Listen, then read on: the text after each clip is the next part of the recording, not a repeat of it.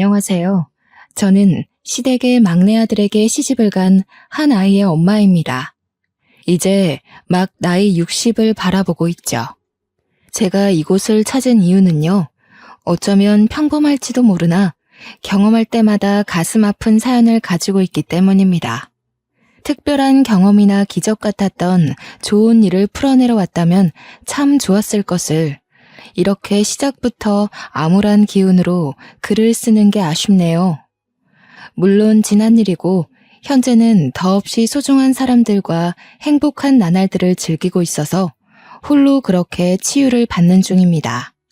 그럼에도 불구하고 아픔이 있었던 구간 또한 저의 삶이었고 똑똑히 기억나는 한 일부가 아니겠습니까?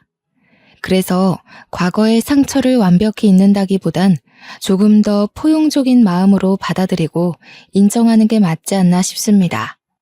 제 이야기를 사랑하기 때문에 많은 이들에게 들려드리려고 찾아왔고 또 사연을 들려드림으로써 저는 그날의 일을 제대로 뉘우쳐보고 앞으로의 미래를 그려나가 볼까 합니다.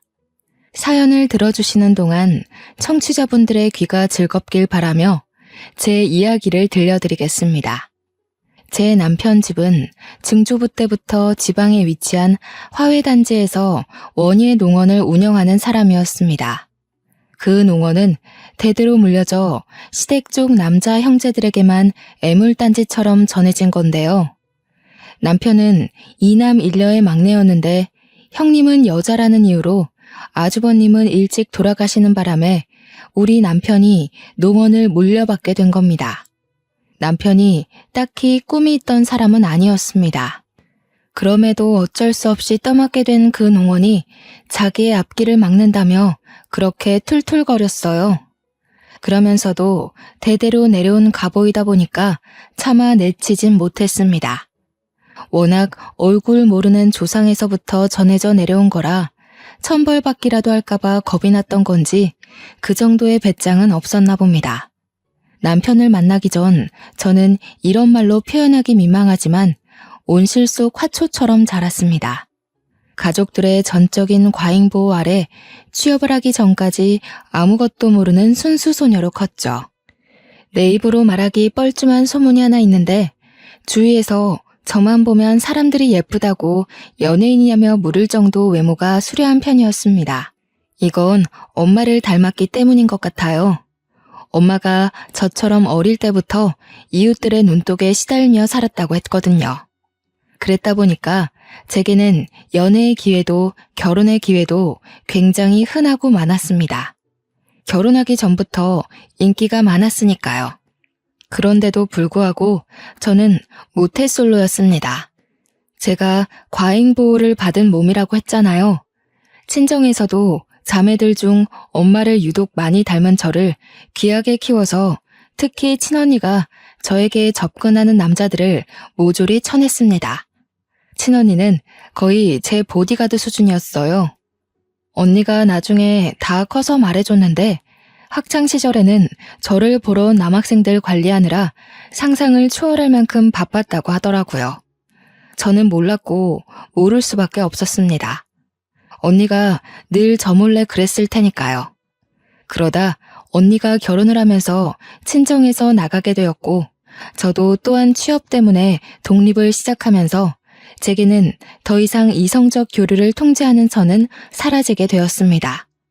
그렇게 제 앞에 경계가 사라지고 제일 먼저 만나게 된 남자가 바로 우리 남편입니다. 남편은 당시에 취업은 하지 않은 몸이었고 시부모가 농원 운영하는 걸 도우며 친구들과 놀러 다니길 좋아했던 사람이었습니다. 그러다 우연한 기회로 저와 마주치는 일이 생겼고 그 이후 적극적으로 구애를 했던 걸로 기억합니다. 그동안 친언니가 남자를 다 쳐내는 바람에 남자를 제대로 알아볼 눈이 없었던 저는 남편의 애정에 쉽게 넘어가 버리고 말았죠. 특히 남편의 어느 부분에서 결혼을 결심하게 되었냐면 바로 친정엄마가 뇌경색으로 돌아가시게 되었을 때입니다. 힘들어하는 제 옆에서 저를 든든하게 지켜준 사람이 다른 가족도 아닌 남편이었거든요. 아빠는 진작에 돌아가셔서 안 계셨고 다른 가족들은 전부 지방에 있었기에 엄마를 최대한 빨리 모실 수 있던 건 저뿐이었습니다. 그런데 제가 너무 늦게 엄마를 발견한 거죠. 독립을 했다 보니 엄마가 집에서 쓰러져 그렇게 사경을 헤매고 있었는 줄 몰랐습니다. 은옥 씨, 걱정 말아요. 제가 계속 옆에 있을 테니까 걱정 말고 편히 울어요. 어머님 병원비도 이미 제가 해결받으니까 아무것도 신경 쓰지 말고 은옥 씨는 어머니만 생각하세요. 남편이 가족이 당도하기 전까지 저의 수많은 자책과 괴로움을 든든하게 지켜주었다는 겁니다. 바로 이 점 때문에 남편과 결혼을 마음먹게 된 거죠. 이렇게 저를 살펴주는 사람과 결혼을 해야 한다고 당연하게 생각했습니다. 더 만나보지 않더라도 당시에 제 부모님을 이보다 더 신경 써줄 남자가 앞으로 없을 것 같다고 확신했거든요. 남편과 결혼을 하고 나서부터 저는 제 직장을 포기하고 남편과 같이 시부모 농원을 물려받았습니다. 저는 오히려 원래 하던 일보다 식물을 키우는 일에 더 재밌어서 만족스러웠어요. 남편의 것이 곧 제 것이기도 하기에 잘 키워서 더 번성하도록 만들고 싶었습니다. 제가 꽃을 이렇게나 좋아하는지 몰랐는데 남편 덕분에 적성을 찾은 셈이기도 했어요. 그래서 저는 원예 농원에서 공급받은 꽃들로 가까운 시내에 작은 꽃집을 따로 차렸습니다. 저랑 남편 사이에는 예쁜 딸 하나가 있었는데 우리 딸은 두 발로 걸어 다닐 수 있을 때부터 꽃냄새를 맡고 컸어요. 그러니까 제가 늘상 딸을 데리고 농원과 꽃집만을 오갔다는 거죠. 농원의 식물들은 당연히 실하게 잘 컸는데 특히 저희 꽃집의 매상이 갈수록 좋아졌습니다. 민망하지만 그 이유가 다 저 때문이었어요. 저희 꽃가게 주위에는 IT 중소기업이 하나 있는데요. 제가 가게 바깥 꽃에 물을 주고 있으면 그곳으로 출근하는 회사원들이 저를 보고 몇 번씩 번호를 묻기도 했고 꽃집에 찾아와 꽃이 아닌 제 마음을 사려고 하는 남자들이 많았습니다. 물론 대개 저한테 딸이 하나 있는 걸 알고 금방 머쓱해하며 사과를 하지만 그럴 때마다 꽃 하나씩은 꼭 사서 돌아갔거든요. 그런데 문제는 남편이었습니다. 남편은 원래부터 노는 걸 좋아했던 사람이라 그런지 결혼하기 전만 해도 부지런했던 모습이 점차 본울굴로 돌아오기 시작하더라고요. 제가 꽃집을 동시 운영을 시작했을 때 남편한테 원예 농원도 관리를 좀 신경 써달라고 부탁을 했는데 주말에 가보니까 관리가 전혀 안 되어 있는 거 있죠. 남편의 농원 방치는 갈수록 심해졌습니다. 제가 이쪽 저쪽 똑같이 신경을 기울이지 않으면 한쪽이 죽을 수밖에 없는 운명이었어요. 그럼에도 농원만큼은 시댁 자신이기 때문에 아무래도 그쪽으로 제 신경이 좀 더 기울어 있었거든요. 시간이 지날수록 동시에 같이 관리하다 보니 제 체력이 급격히 소진되는 거 아니겠습니까? 제 꽃집을 운영하기 힘들 만큼 농원이 관리가 안 되자 남편한테 결국 한 소리를 하게 되었습니다. 여보, 밖에서 사람 만나는 건 좋은데 할 일은 하고 나가서 일 봐야지. 이것 봐, 벌써 한 줄은 다 죽었잖아. 농원 안 온 지 오래됐지? 이게 우리 밥줄이나 마찬가지인데 신경 좀 써주면 안 돼? 신경 쓰고 있어. 내가 식물 다루는데 소질이 없어서 그런 거지. 실력이 없는 사람한테 자꾸 일 강요하면 일이 이 모양 이 꼴로 나는 거야. 엄마 아빠도 알면서 나한테 맡긴 거일걸? 놀기만 좋아하고 돈은 계속 필요했던 남편은 끝내 제 꽃집에서까지 현금을 빼가며 매상의 심각성을 전혀 자각하지 못했습니다.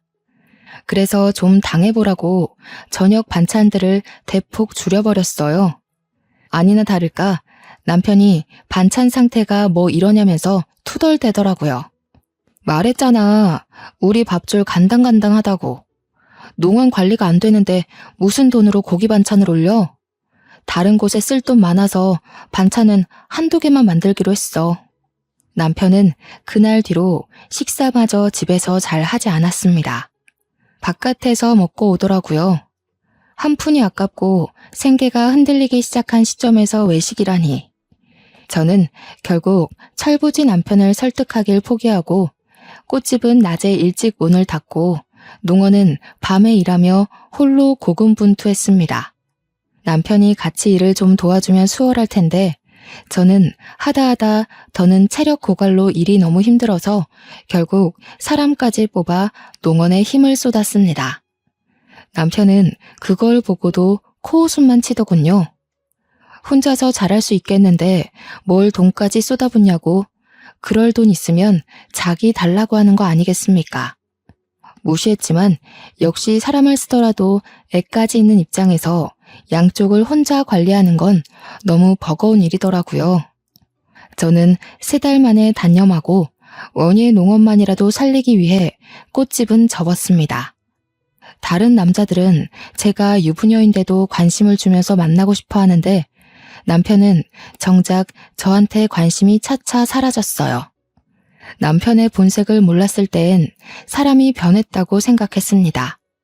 결혼 전만 해도 제게 누구보다 슈퍼맨이었던 남자인데 어떻게 결혼하자마자 태도가 달라질 수 있는 건지. 같은 사람이 맞나 싶을 정도로 저는 남편의 본색을 몰랐죠. 하지만 그 본색을 알기까지 그리 오래 걸리지는 않았습니다.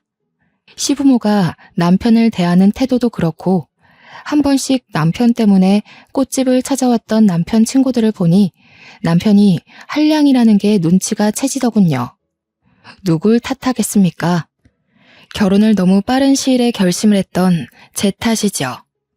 저도 일만 하고 스트레스 풀 때는 없이 쌓이기만 하다 보니 한 번은 열이 너무 받더라고요. 그래서 남편한테 하소연을 해본 적도 있었습니다. 나도 한때 잘 나가는 여자였어. 당신 이렇게 무시할 만한 여자 아니라고. 아직도 나한테 주변에서도 번호 달라고 젊은 남자들이 그러는데 당신은 내가 눈에 안 보여? 밖에 놀러만 다니고 왜 나를 외롭게 만들어? 아, 당신이 꽃같이 생기 넘치고 젊을 땐 죽어도 가지기 힘든 트로피 같은 존재라고 생각해서 그랬나 보지. 결혼하고 보니까 당신도 별거 없더라고. 지금 보면 점점 늙어가는 당신 외모가 연예인만큼 특출나게 이쁜 것도 아니고 성격도 그저 그래. 수더분하기만 한 게 약간 질린다고 해야 될까? 여자가 여우처럼 톡 쏘는 맛이 있어야지.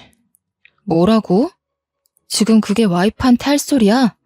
이렇게 변할 거면 그렇게 잘해주지 말았어야지.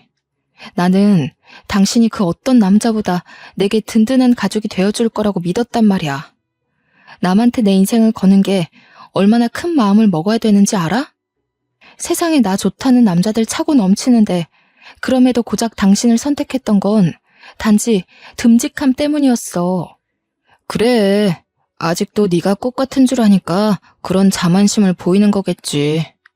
남들이 이쁘다고 말하는 것도 다 당신 듣기 좋으라고 하는 말이야. 아니면 나처럼 못 가져서 안달난 이쁜 트로피를 갖고 싶어하는 남자거나. 당신 그런 달콤한 말에 속아 넘어가면 어차피 또 나 같은 남자 만날걸? 남편과 다툼을 벌인 그날 남편은 또 집을 나가버렸습니다. 저도 그날 밤 남편에게 연락도 해볼 생각 않고 울기만 했죠. 저도 참 미련했던 게 남편이 아무리 모질게 저를 대해도 연애 시절 다정했던 남편에게 정을 줘버린 저는 그렇게 남편을 향한 미련을 놓지 못했습니다. 딸이 보기에도 제 삶이 참 비루해 보였나 봅니다. 한날 사춘기가 되자 저한테 가리지 않고 직접 묻더라고요. 엄마, 아빠가 저렇게까지 나오는데 아직도 아빠가 좋아? 갈라서고 싶은 생각 없어? 나는 엄마가 아빠랑 이혼한다고 하면 무조건 찬성이야.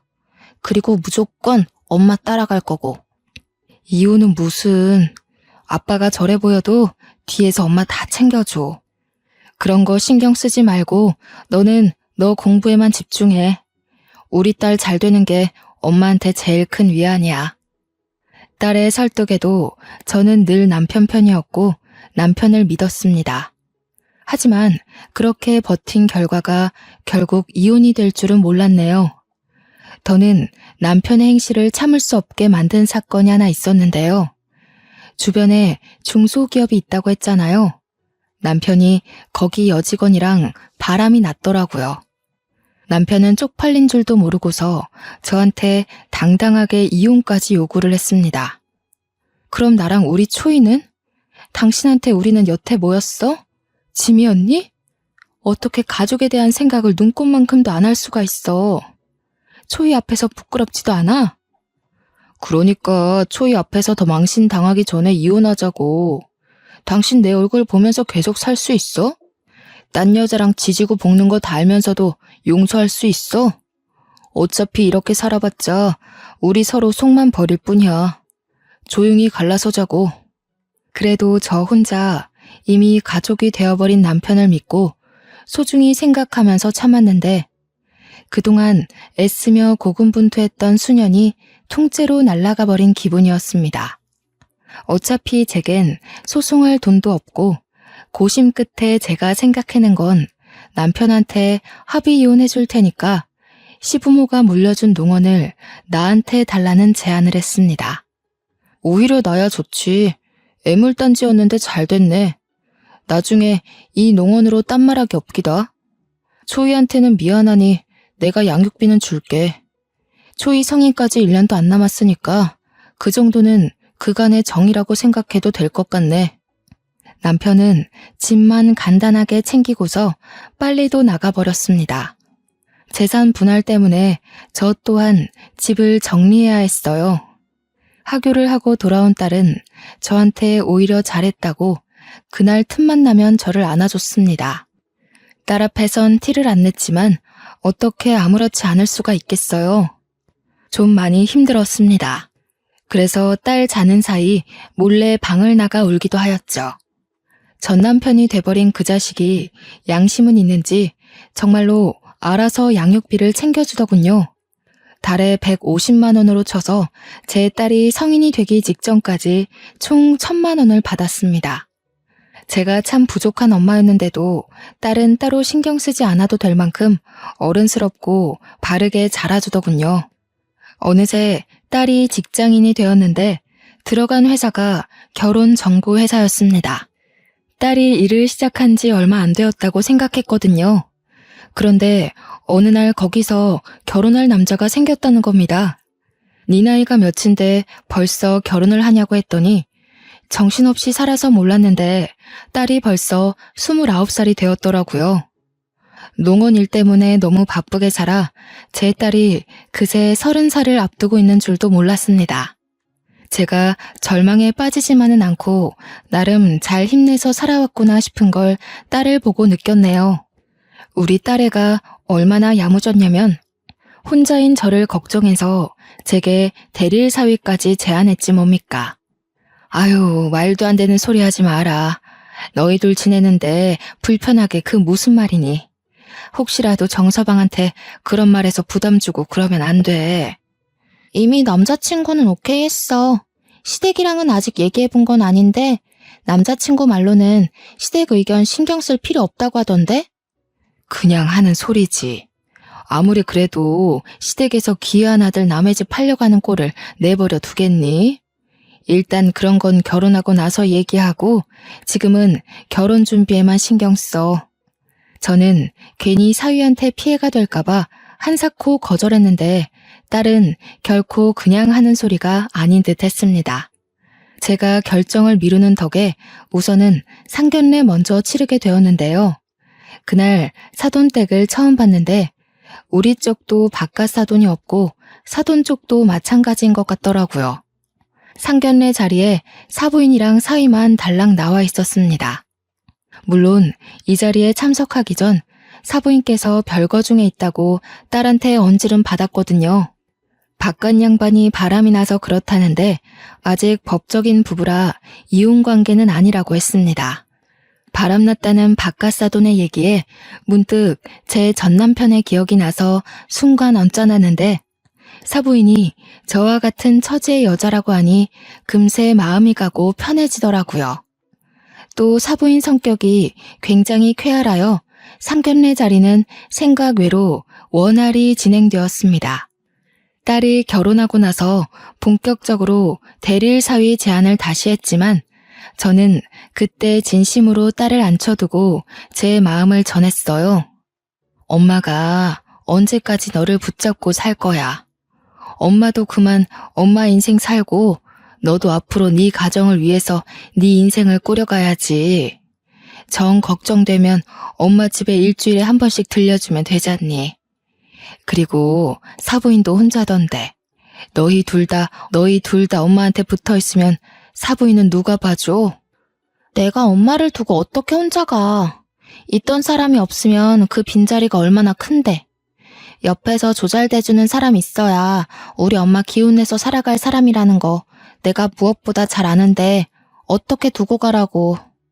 남편이 괜찮다고 했단 말이야. 같이 살면 안 될까? 엄마가 불편해서 그래. 딸이랑 사는 건 좋은데 아무리 딸이 사랑하는 사람이라지만 엄연히 남이지 않니? 마냥 아들 같다는 마음으로 24시간을 함께하는 건 좀 부담이 되네. 딸은 그제서야 제 제안에 납득을 하였습니다. 저와 떨어지는 것과 홀로 두는 걸 무척이나 속상해했지만 끝내 저의 뜻을 따라주었고 시댁으로 합가를 하게 되었죠. 그러자 딸이 그럼 남자라도 만나라고 자기 회사에서 최고로 좋은 남자 선별해 줄 테니까 맞선을 보라고 하는 거 아니겠습니까? 거절하면 또 엄마한테 붙어 살겠다고 할까봐 일단은 알겠다고 하고 딸을 진정시키느라 진땀 뺐어요. 그렇다고 딸이 정말로 남자를 소개시켜 줄지는 몰랐습니다. 사위와 딸이 힘보태서 함께 자리를 마련해 줬는데 나 부끄러워서 가기 싫었지만 사위가 직접 저를 데리러 오는 바람에 갈 수밖에 없었습니다. 그때 만난 남자의 첫인상은 그동안 배 나온 전남편 때문에 남자에게 질려있던 저의 고정관념을 바사삭 깨주었는데요. 그는 저와 비슷한 동년배의 중년 남성이었고 자기 관리에 철저한 분인지 깔끔하게 수트 차림에다가 훤칠하기까지 했습니다. 좀 놀랐어요. 제가 당시 50대였던지라 제 나이대의 남성들 기준이 전 남편과 같았기에 전혀 기대 안 하고 왔거든요. 주책이겠지만 첫인상에서 벌써 오묘한 기분을 느꼈습니다. 오랫동안 식어있던 심장이 살아 움직이는 듯 했어요. 이성민이라고 합니다. 듣던 대로 참 미인이시네요. 젊을 때 인기 꽤 많으셨을 것 같은데 제가 감히 은옥 씨 성에 찰지 모르겠습니다. 그래도 오늘 시간만큼은 최선을 다해서 근사하게 모실 테니까 예쁘게 봐주셨으면 좋겠어요. 성민 씨의 말에 저는 제대로 된 소개를 하기도 전에 웃음이 새었습니다. 제가 남자 앞에서 또다시 웃을 수 있게 될 줄은 정말 상상도 못했네요. 성민 씨와 대화를 하다 보니 저는 성민 씨에게 더 마음의 문을 열 수밖에 없었는데요. 성민 씨가 이혼남이란 얘기는 사전에 들어서 알고 있었지만 저와 같은 상처가 있는 사람인지는 몰랐거든요.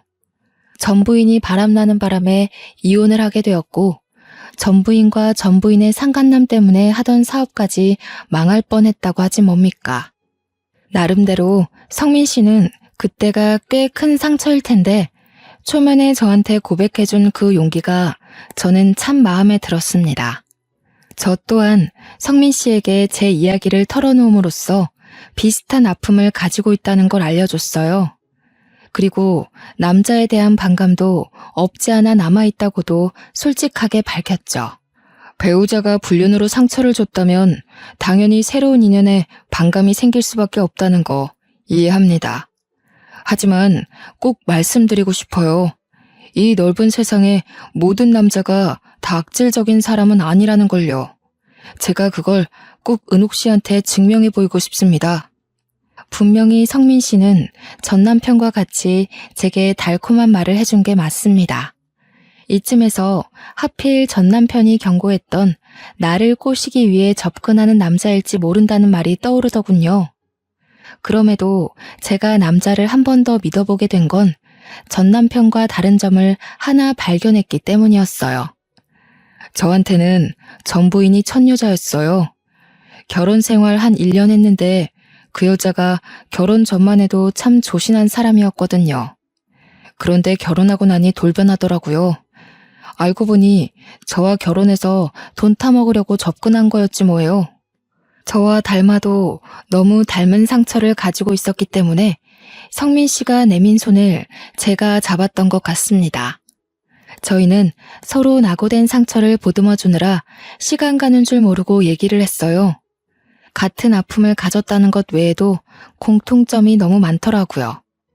전 남편이랑은 생활 습관부터 소비 습관 등등 같은 게 하나도 없었는데 이런 남자도 세상에 있을 수 있구나 싶은 생각이 들었습니다. 그게 마음이 잘 통한다는 시그널인 줄도 모르고 저희는 만남을 길게 지속해갔고 결국 성민 씨에게 청혼을 받게 되었죠. 제 인생 두 번째 남자였습니다. 성민 씨가 너무 괜찮은 사람이란 걸 알고 있고 만남을 이어온 지 4년이 되어도 한결같다는 거 압니다. 그러나 이미 전 남편한테 대인 것이 있기 때문에 또 같은 실수를 반복하는 꼴이 될까봐 선뜻 청혼에 응하기가 망설여지더군요. 그게 너무 표정으로 드러났나 봐요. 제 마음을 눈치챈 성민 씨는 제가 준비될 때까지 재촉하지 않고 1년을 더 기다려 주었습니다. 성민 씨의 일관된 마음 덕분에 저 또한 성민 씨에 대한 확신을 얻고 재혼을 결정하게 되었네요. 저희 기쁜 소식과 함께 딸에게도 기쁜 소식이 들려왔는데요. 바로 딸이 임신을 했다는 거 아니겠습니까? 너무너무 축하하지만 금세 걱정이 되더라고요. 눈에 넣어도 안 아플 딸이 앞으로 산모로서 감내해야 할 힘든 시간을 보내야 한다는 생각에 마음이 안 좋았습니다. 그때도 성민 씨가 제게 큰 의지가 되어 주었어요. 항상 제 기분을 빠르게 눈치채주던 성민 씨는 이미 사업으로 한 자리 크게 하고 있는 사람이라서 돈이 많았는데 제가 근심이 큰 걸 알고 딸에게 각종 좋은 한약이나 산모에게 필요한 영양제 등 관리를 대신 신경 써주더라고요. 딸도 자기가 저한테 맺어준 남자였기 때문인지 성민 씨를 새아빠로 받아들이는 건 금방이었습니다. 제가 봐도 둘은 어색함 없이 부녀 관계로 잘 적응해가고 있었어요. 성민 씨 때문에 하루하루 제가 얼마나 소중한 여자인지 느끼며 결혼 생활을 했습니다. 전과는 비교도 안 될 만큼 행복한 삶이었죠. 그러나 또 너무 건강하기만 하면 작은 돌부리에 걸려 넘어져도 크게 아프지 않습니까? 아니나 다를까 전 남편 때문에 고생했던 저의 인생도 조금씩 피고 있는 건가 싶던 시기에 심장 철렁할 불행이 닥쳐왔는데요. 그건 바로 딸의 전화로 시작되었습니다.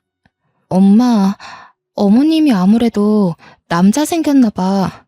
애한테 자꾸 여자는 남자한테 대우받고 살아야 된다면서 이상한 소리를 하는 거 있지? 그것 때문에 요즘 미치겠어. 잠깐 애를 두고 주방에서 일도 못 봐. 돌아서면 남자 얘기를 하는데 아직 우리 애 5살이잖아. 뭐? 사부인이? 어머나, 아무리 그래도 애 앞에서 할 말 못할 말도 구분 못하고 그게 뭔 소리라니. 확실한 거야? 너가 잘못 들은 거 아니고? 내가 뭐하러 이런 헛소리를 지어내겠어? 어머님이 웬 남자랑 통화하면서 하는 소리도 들었다니까? 아마 그 남자랑 새살림 차릴 생각인 것 같더라고. 오늘 우리한테 소개시켜준다고 저녁에 시댁으로 데리러 올 거래. 아버님이랑은 확실히 이혼할 거고. 사부인을 본 건 상견례 이후로 한 번도 없었습니다. 제게 사부인은 그저 쾌활한 사람이었고 또 바깥 사돈이 바람 펴서 별거를 했다길래 사부인도 저처럼 상처 때문에 슬프게만 지내고 있을 거라 생각했어요. 그런데 새살림이라니. 솔직히 아직 이혼을 한 것도 아닌데 벌써 새로운 남자와 살림을 차릴 거라는 게 저는 좀 이해하기 어려웠습니다. 그리고 그날 저녁 딸에게서 온 전화는 저를 사부인 댁까지 찾아가게 만들었죠. 엄마, 어머님께서 부른 아저씨가 방금 왔는데 나 너무 놀라서 말도 제대로 안 나오려고 한다. 아빠가 왔어.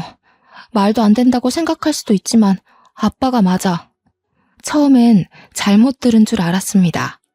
그런데 딸이 모르는 아저씨를 보고 그런 쉰소리를 할 리가 없지 않습니까? 딸이 아빠 얼굴을 알아볼 때쯤에 제가 이혼을 했기 때문에 딸의 말이 착각일 리는 더더욱 없었습니다.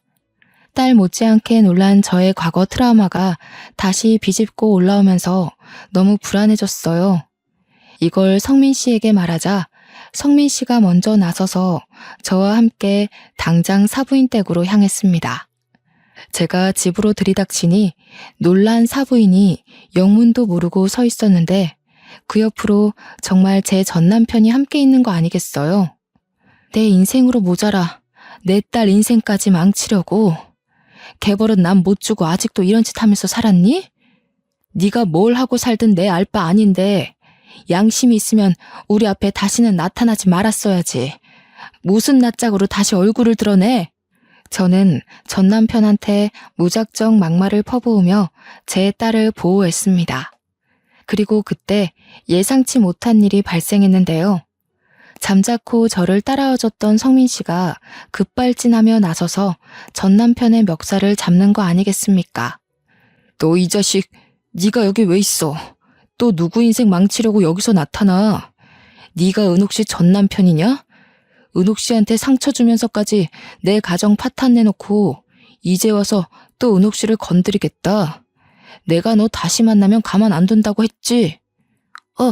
아씨 뭐야? 둘이 뭐야? 어쩌다가 이렇게... 나는 모르는 일이야. 두 사람이 이 집이랑 무슨 관련이 있는지도 모르고 온 거라고. 놀랍게도 제 전남편이 성민 씨의 전부인과 바람난 남자였더라고요. 성민 씨는 전남편을 상간남 소송과 사기죄로 고소하는 과정에서 얼굴 본 적이 있다고 했습니다. 전남편도 성민 씨의 얼굴을 보고 기억이 났는지 당황하면서 자기의 억울한 주장을 피력하더군요. 그러기도 잠시 금세 얼굴색 바꾸고는 뻔뻔하게 성민 씨와 저를 보고서 큰 소리로 비웃기 시작했습니다. 버림받은 처지끼리 들러붙어서 잘도 가정 이뤘나 보네. 초이는 어디에 내다 버렸대? 자식까지 버리면서 새 남자 만나고 싶었나 봐. 듣자 하니 전 남편은 당시 같은 공간에 있는 제 딸이 너무 훌쩍 커버려서 자기 친딸인지도 모르는 듯 했습니다. 몰라볼 수 있을 만큼 딸이 잘 자라주긴 했지만 그래도 자기 자식을 못 알아보고 헛소리하는 남편이 참 한심하더군요. 내가 당신처럼 몰상식한 부모인 줄 알아? 어디다 대고 나를 똑같은 취급해.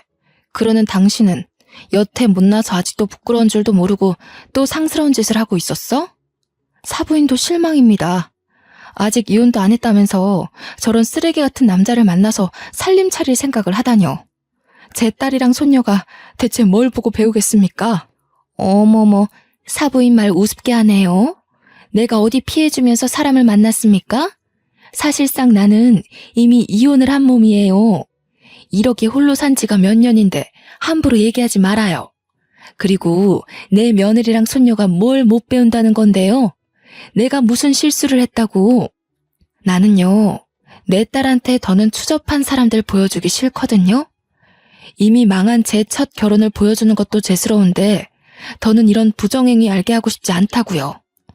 시어머니란 사람이 나이 한참 어린 며느리 앞에서 대체 뭐 하는 짓입니까?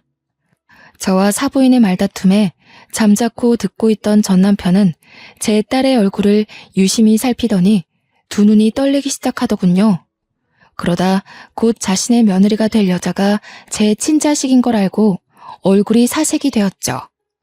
아니, 잠깐만. 그럼 아가씨가... 아니. 그럼 너가 초이란 말이니? 내 딸이라고? 말도 안 돼. 옛날에 그 촌스럽던 얼굴이 하나도 없는데 어떻게 이리... 그 더러운 입에 제 이름 올리지 마시죠. 저희 엄마랑 아빠더러 버림받은 사람끼리 나란히 잘 만났다고 하셨나요? 제가 보기에 끼리끼리 만난 건 그쪽이랑 어머님이 아닌가 싶은데요. 불륜을 숨쉬듯이 저지르는 사람끼리 참 잘 만나셨어요. 사이좋게 소송당하시면 되겠네요. 전 남편은 그대로 얼어붙었고 사부인은 소송이라는 말에 깜짝 놀라서 당황하는 것 같더니 곧 위자료 줄 돈이 없으니까 차라리 깜빵 보내라면서 우리한테 줄 돈 같은 거 없다고 떵떵거리더군요. 불륜이란 증거가 없다고 배째라는 식으로 말하고 있었습니다. 우기는 게 얼마나 전 남편과 똑같던지 웃음도 안 나왔어요. 증거가 있으면 소송하긴 편하겠다고 생각했는데 그 순간 듣고 있던 딸이 자기 시모에게 알겠다고 말하고 혹시 몰라서 몰래 휴대폰으로 녹음하고 있었다며 대담한 기질을 발휘해놨지 뭡니까. 심지어 그 목소리 녹음해놓은 걸 급하게 오고 있는 사위한테 발송했다고도 했습니다. 그래서 한바탕 난장판이 끝나가던 와중 사위가 도착해 또 한 번의 전쟁이 일었는데요. 사위 입에서 저는 제 사연보다 더한 사연을 듣게 되었습니다. 어머니, 너무 실망입니다. 정말 제가 모를 거라고 생각하셨어요? 자식들한테 아버지를 바람핀 불륜남 이미지 만들어 놓고 본인은 평생 떵떵거리고 살고 싶었나 본데 실패하셨네요. 며칠 전에 아버지한테서 연락받았습니다. 어머니가 불륜녀였다면서요? 어떻게 10년 넘게 저한테 거짓말을 하실 수가 있어요? 뭐라고? 네가 그 양반이랑 어떻게 연락을 했다는 거야? 그 양반한테 내가 니들 앞에 나타난 일 없게 하라고 돈까지 줬는데? 아버지 말대로 어머니가 틀린 게 맞네요. 아버지를 죽도록 옥망하는 저를 보고 속으로 많이 비웃으셨겠어요. 자식들 다 속여가면서 불륜녀인 거 숨겨봤자 손바닥으로 하늘 가리는 겁니다. 오늘부로 저는 어머니를 죽을 때까지 보지 않을 거예요.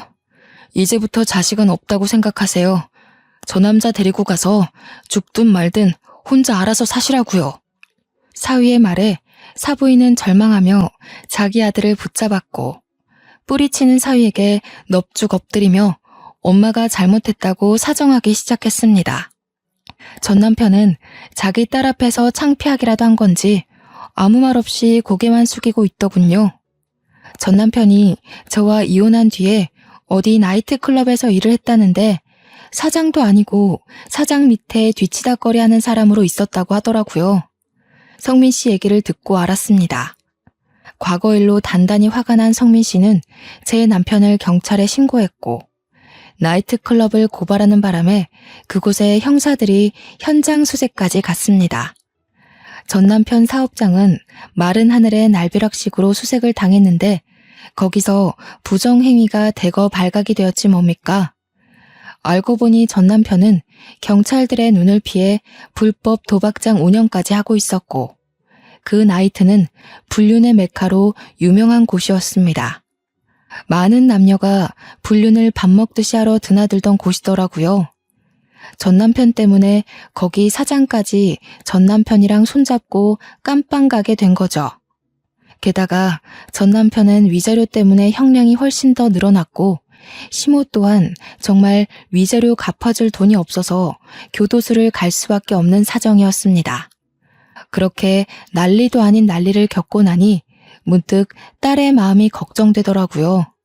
저는 딸에게 전 남편의 못난 모습을 대신 사과했습니다.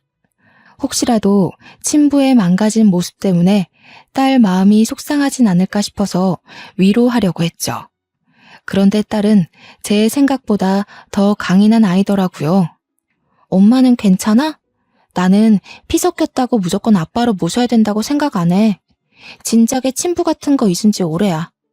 그리고 내가 친부를 기억하면 새아빠 입장에서 얼마나 속상하겠어. 나는 지금 엄마 옆을 지켜주는 아빠가 더 중요해. 개버릇 못 고치는 그런 아저씨 말고. 엄마가 알아서 다 처리했어야 하는 건데 너한테 2번이나 그런 꼴 보게 해서 그러지. 그나저나 사돈댁이 풍비박산 난 꼴이라 어쩐다니? 정서방 마음도 안 좋을 것 같은데. 남편이랑 상의했는데 아버님 모시고 지내기로 했어. 아버님께서 혼자 뱃일하면서 외롭게 사셨더라고. 이제부터라도 모시면서 남편이랑 아버님이랑 잘 지내보려고. 아버님이 우리 딸 엄청 예뻐해. 뱃일하면서 버신 돈으로 계속 애 장난감 사준다니깐. 어머나, 좋은 분 같아서 정말 다행이다. 엄마도 언제 한번 시간 되면 바깥 사돈한테 인사드리러 가야겠어. 혼자서 자식들한테 미움까지 받고 얼마나 억울하셨겠니? 네가 좀 신경 써서 잘해드려라. 당연하지. 엄마야말로 내 걱정 그만하고 새아빠랑 잘 지내기로 약속해. 나 진짜 새아빠 없었으면 어쩔 뻔했어? 내가 엄마 걱정 덜고 편히 지낼 수 있는 것도 다 새아빠 덕분이야. 아빠, 우리 엄마 계속해서 잘 좀 부탁드려요. 그럼 당연하지. 네 엄마한테는 내가 아직도 해주고 싶은 게 많아. 하루가 모자라서 매일매일 바쁘거든. 그러니까 초이도 엄마 보고 싶으면 아빠한테 허락받고 만나. 성민 씨의 농담 섞인 말에 딸이 키들거리면서 즐거워했습니다. 제가 확실히 복을 가지고 있긴 하다는 걸 그때 느꼈어요. 과거와 다르게 트라우마를 떠올려도 저를 살펴주고 일으켜주는 사람들이 주위에 있다 보니까 힘들었던 과거가 제법 무뎌지더라고요. 물론 기억이 흐릿해지는 건 아니었습니다. 그래도 제 얼굴에 웃음이 진다는 정말 많은 발전이에요. 성민 씨를 만나기 전까진 딸이 없을 때 한 번씩 울고 그랬거든요. 그리고 소중한 사람들 덕분에 미뤄둔 숙제를 끝내버린 것 같아서 시원하기도 했습니다. 과거 전 남편의 행실에 대해 복수란 걸 생각도 안 하고 있었거든요. 그저 농원 넘겨받은 걸로 만족하려고 했단 말이죠. 자포자기였던 제가 뜻하지 않게 좋은 인연과 자랑스러운 딸이 있어 마지막 남은 응어리를 싹 씻어내리지 않았나 싶어요. 당연히 농원은 아직도 제가 관리 중입니다. 성민 씨가 인력을 구해주는 덕에 제가 오너로 직원들에게 보고를 받는 식으로 가꾸고 있어요. 그리고 저는 전 남편 때문에 어쩔 수 없이 접었던 꽃집을 다시 운영하게 되었는데요. 집이랑 가까운 곳에 자리를 구해서 작게 꽃집을 하는데 지금은 시대가 많이 좋아졌는지 사람들이 온라인으로도 꽃을 많이 판매하더라고요. 그래서 최근에는 우리 사위한테 부탁해서 시간 날 때마다 컴퓨터를 배우고 있습니다. 사위가 가끔씩 저한테 미인이신데 똑똑하기까지 하세요 라고 입에 바른 칭찬을 해줄 때면 아부인 줄 알면서도 그렇게 민망하답니다. 아, 그리고 지금 딸이 손녀 때문에 일을 중단한 상태거든요. 딸은 다시 회사에 복귀할까 하다가 이참에 저랑 같이 꽃집을 키우는 것도 나쁘지 않겠다 싶다며 꽃집으로 출근하고 있어요. 저야 손녀를 매일 볼 수 있으니까 좋다만 딸의 훌륭한 경력을 괜히 단절시키는 것 같아서 미안하더라고요. 그럼에도 딸에게 어떤 말도 할 수 없었던 건 딸이 저처럼 워낙 식물 만지는 걸 좋아했기 때문입니다. 저와 똑 닮은 딸을 보고 있자니 마치 제 젊은 시절이 떠오르지 뭡니까? 딸이 꽃꽂이를 하면서 저렇게 예쁘게 웃을 수 있는 건 그 일을 하면서 정말 행복하기 때문이란 걸 알고 있어요. 그래서 말리지 못했습니다. 그래도 딸이 워낙 똑똑하게 일을 잘하는지라 매출이 급속도로 오르고 있네요. 딸은 딸대로 저는 저대로 급여를 두둑히 챙기고 있는 실정입니다. 제게 일어난 과거의 일들은 당연히 반길 수 있는 추억이 아니란 걸 아주 잘 알고 있습니다. 그때의 기억이 한 번씩 저를 후회하게 만들기도 하니까요. 그럼에도 제가 인사말에 제 이야기를 사랑한다고 말했던 것은 이 모든 걸 지금의 행복까지 오기 위한 과정이었다고 생각하기 때문입니다. 상처는 스스로가 생각하기 나름인 것 같아요. 힘든 시간을 결국 나의 과정으로 보고 포기하지 않는다면 반드시 원하는 결과에 도달하는 내가 되어 있을 거라고 확신할 수 있습니다. 당연히 그게 어떤 모양으로든 꼭 행복할 거라고 믿어야 된다는 건 전제로 깔아야 한다는 거 아시죠? 주위에서 주는 아픔이 너무 크더라도 거기서 당장 나은 삶으로 탈바꿈 되길 원하는 건 사실상 불가능하다고 봅니다. 제가 아픔을 얻기까지 해도 그만한 기간이 있었을 거잖아요. 생채기 하나 없던 시절로 돌아가기 위한 갱생 시간은 좀 진득하게 인내해야 한다는 걸 꼭 알아주세요. 그렇다면 결과는 반드시 예쁜 꽃을 피우게 될 겁니다. 사연을 쓰면서도 저는 더 이상 트라우마를 느끼지 않았습니다. 그때의 기억이 오히려 하나의 장면으로 사진처럼만 지나갈 뿐이네요. 그래서 저는 저를 밝히는 이 시간 또한 즐거웠다고 말씀드리고 싶습니다.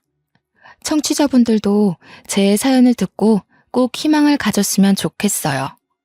그럼 여러분 모두 꽃길까지 힘내서 걸어가시길 응원하겠습니다. 감사합니다.